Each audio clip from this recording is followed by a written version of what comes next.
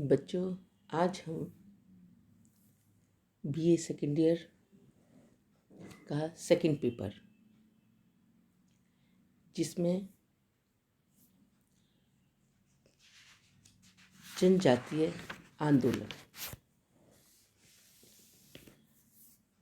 उसको समझेंगे, देखेंगे कि जो जनजातीय आंदोलन थे वो क्यों किए गए, उनका उद्देश्य क्या था, उनकी विशेषताएं क्या थीं और उनकी मांगें क्या थीं।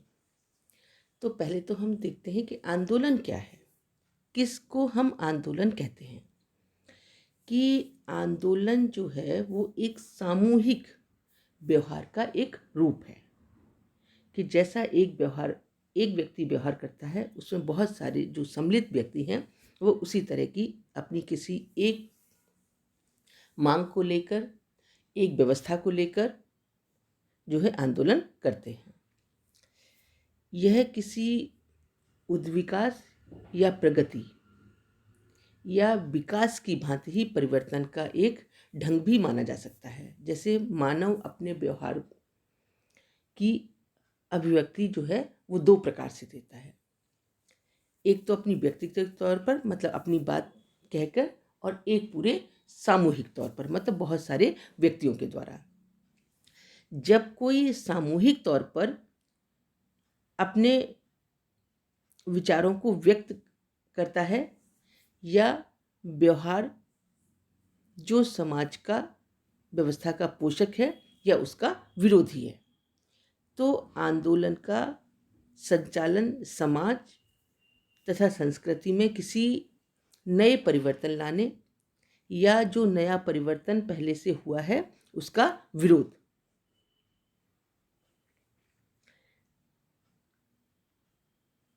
करने के लिए हम करते हैं। आंदोलनों का एक सामाजिक, धार्मिक, आर्थिक और राजनीतिक क्षेत्रों में थोड़ा या आमूलचूल परिवर्तन लाना हो सकता है। अन्य शताब्दियों की अपेक्षा 20वीं शताब्दी में सबसे ज़्यादा आंदोलन हुए हैं। इसी शताब्दी में रूस और चीन में बड़े पैमाने पर क्रांतियां हुईं। इटली में फासीवाद तथा जर्मनी में नाजीवाद का उदय हुआ। कई राष्ट्रों में साम्राज्यवाद से मुक्ति पाने तथा स्वतंत्र होने के लिए आंदोलन किए गए और आधुनिक समाज अधिक चेतन व गतिशील होने के लिए आंदोलन की ओर अधिक आकृष्ट होते हैं। वर्तमान समय में अनेक मजदूर आंदोलन भी हुए हैं। फ्रांस व चीन की क्रांतियों का उद्देश्य राजनीतिक सत्ता में परिवर्तन लाना था। और आज जैसा कि आप सुन रहे हैं, अखबार में पढ़ रहे हैं, देख रहे हैं कि बिल्कुल वर्तमान समय में एक जो है वो किसान आंदोलन चल रहा है।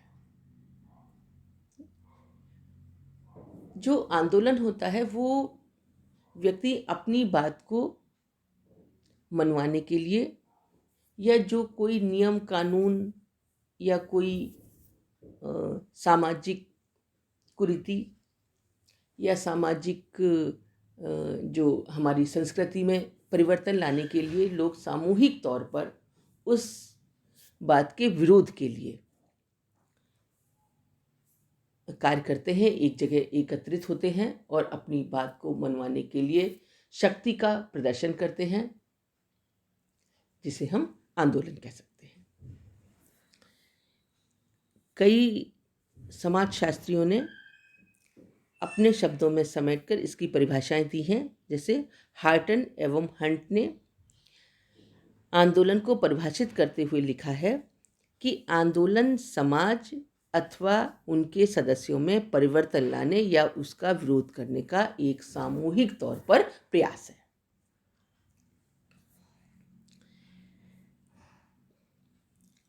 दूसरे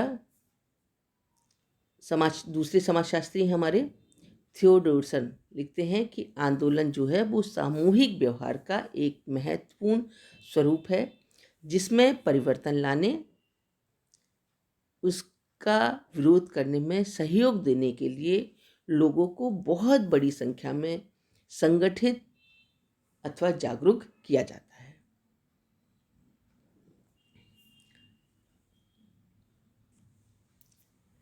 अब हम देखेंगे कि आंदोलन की कुछ आवश्यक तत्व हैं या विशेषताएं हैं जिनके आधार पर हम आंदोलन को और अच्छी तरह से समझ सकते हैं। तो सबसे पहला है सामाजिक परिवर्तन का एक स्वरूप, कि जो आंदोलन है वो सामाजिक परिवर्तन के लिए एक ढंग या स्वरूप है और उस आंदोलन का उद्देश्य समाज में परिवर्तन लाना या जो परिवर्तन हुआ है उसका विरोध करना है। जब कोई आंदोलन सफल हो जाता है तो वह अपने लक्ष्य के अनुरूप, अपनी मांग के अनुरूप समाज में परिवर्तन ले आता है, और सफल नहीं होता है तो जो व्यवस्था पहले से चल रही है उसको ही उसे मानना पड़ता है। दूसरा है निश्चित उद्देश्य। हम देखते हैं कि प्रत्येक आंदोलन का जो भी एक बड़ा समूह आंदोलन कर रहा है तो उसका एक निश्चित उद्देश्य होता है, और उस उद्देश्य की प्राप्ति के लिए ही लोग संगठित एवं जागरूक होकर प्रयत्न करते हैं कि उनके उद्देश्यों की पूर्ति हो। तीसरा है संकट अथवा समस्या, कि हम देखते हैं कि प्रत्येक आंदोलन का जन्म जो है वो किसी न किसी संकट या समस्या के कारण ही होता है। जब समाज में कोई स्थिति पैदा होती है जिसे लोग और अधिक सहन नहीं कर पाते, उसे हटाने के लिए विरोध जताते हैं और उनका उद्देश्य होता है कि उसके स्थान पर नई व्यवस्था लाई जाए। इसके लिए वो सामूहिक रूप से एकत्रित होकर अपना विरोध का प्रदर्शन करते हैं और उसे हम आंदोलन कहते हैं। नेक्स्ट है सामूहिक प्रयत्न। सामूहिक प्रयत्न का मतलब है जिसके लिए हम आंदोलन कर रहे हैं, जो हमारा उद्देश्य है, उस आंदोलन को आंदोलन तभी कहा जा सकता है जब उसमें समाज के अनेक व्यक्ति सम्मिलित हों, एक बड़ा संगठन हो, एक बड़ा समूह हो, और आंदोलन में अधिक से अधिक लोगों का सहयोग प्राप्त करने के लिए असंतुष्ट लोगों को एकत्रित किया जाए और उन्हें सामूहिक व्यवहार के लिए प्रेरित किया जाए। अगर एक या दो व्यक्ति किसी बात के विरोध में बात करते हैं तो वो आंदोलन नहीं होता है। अनौपचारिक संगठन मतलब प्रत्येक आंदोलन के एक अनौपचारिक संगठन होता है। संगठन वो जो व्यक्ति एकत्रित हुए हैं आंदोलन करने के लिए और आंदोलन के लक्ष्यों को प्राप्त करने की एक योजना बनाई जाती है, और उस योजना को क्रियान्वित किया जाता है कि अपनी मांगों को रखा जाता है। नियोजित प्रयत्न आंदोलन का विभिन्न चरणों में पूरा करने के लिए सामूहिक प्रयास किए जाते हैं। नियोजित प्रयत्नों के आधार पर आंदोलन को अधिक से अधिक समय तक संचालित नहीं किया जा सकता, इसलिए कुछ समय रुक रुक कर उसका बार बार प्रदर्शन किया जाता है। वैचारिकी मतलब प्रत्येक आंदोलन के पीछे कोई न कोई विचारधारा अवश्य होती है, और विचारकीय जो विचारधारा है वो विश्वासों, मूल्यों, मतों एवं प्रवृत्तियों का एक संगठन होता है जिसमें मानव के भूतकाल के अनुभव मौजूद होते हैं और इनका प्रयोग वह वर्तमान को किसी घटना की व्याख्या करने अथवा उसे उचित साबित करने के लिए करता है।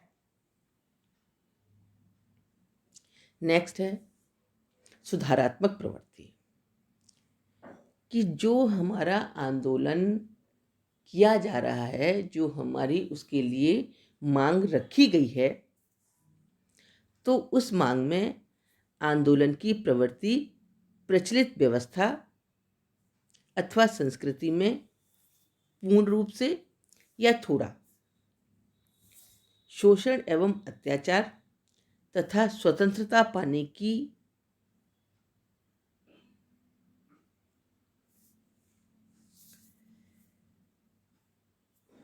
आंदोलन का उद्देश्य प्राचीन रूढ़ियों, अंधविश्वासों एवं शोषणकारी व्यवस्था को समाप्त करना होता है। जो बहुत पुरानी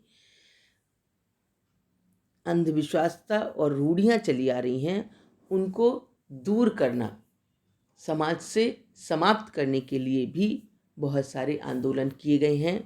जैसे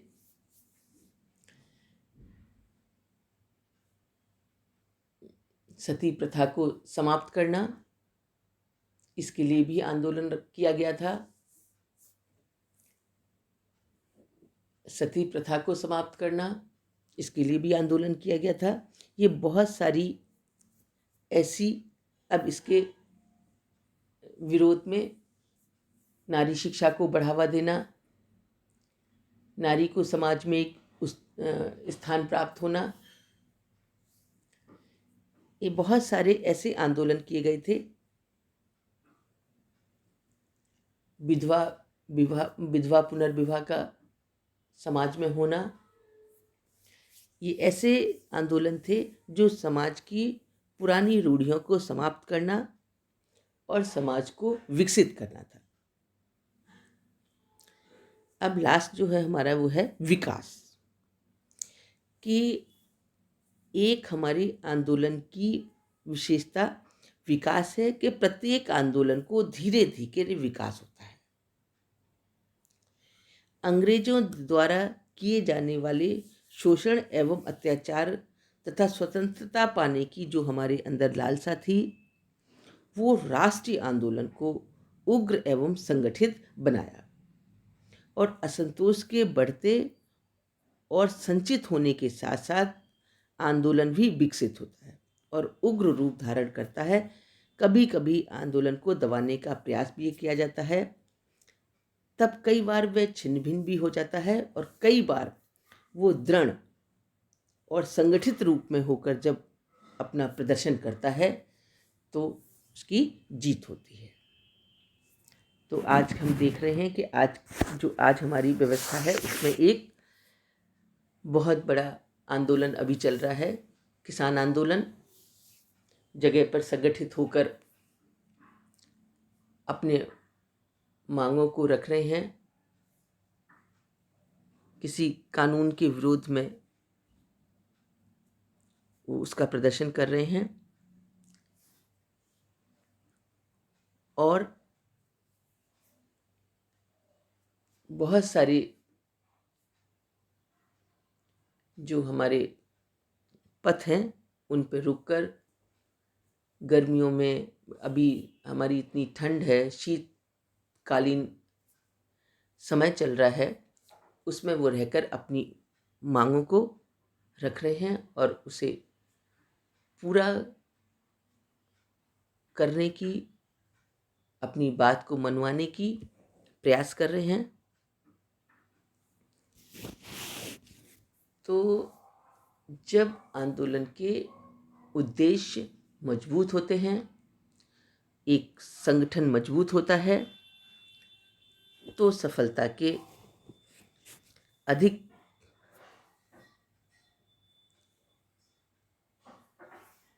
मतलब उनके जो सफलता को प्राप्त करने के अधिक चांसेस होते हैं।